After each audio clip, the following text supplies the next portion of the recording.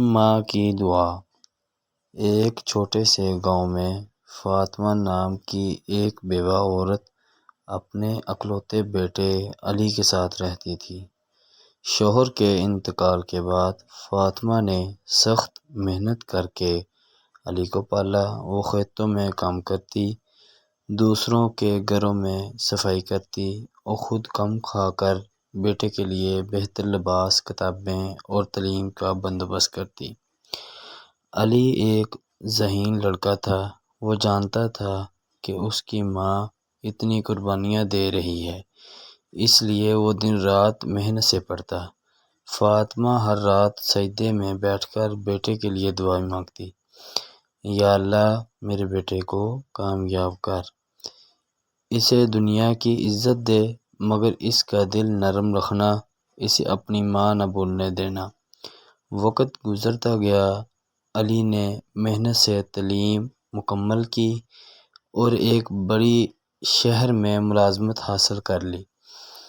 فاطمہ خوشی سے پھولے نہ سماتی۔ بیٹے نے ماں کے لیے نیا گھر بنایا، آرام دہ زندگی دی، مگر پھر دنیا کی چمک دمک اور مصروفیات نے علی کو آہستہ آہستہ بدلنا شروع کر دیا۔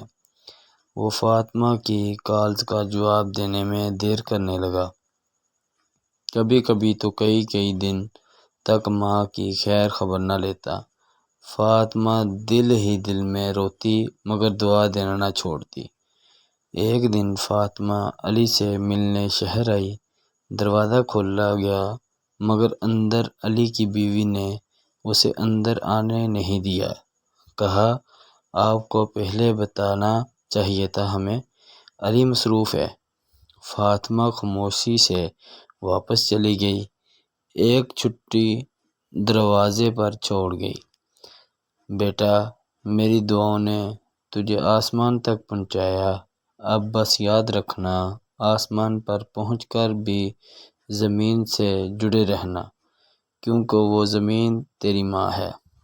چند دن بعد علی کو ماں کی بیماری کی خبر ملی۔ وہ فوراً گاؤں پہنچا۔ فاطمہ بستر پر کمزور لیٹی تھی، مگر بیٹے کو دیکھ کر مسکرا دی۔ علی کی ماں کے قدموں میں بیٹھا، آنکھوں میں آنسو اور دل میں ندامت لیے کہا، ماں، میں نے آپ کی قدر نہیں کی۔ فاطمہ نے صرف اتنا کہا، بیٹا، ماں کی محبت کبھی ختم نہیں ہوتی، مگر کبھی ماں کو دوری کا دکھ نہ دینا۔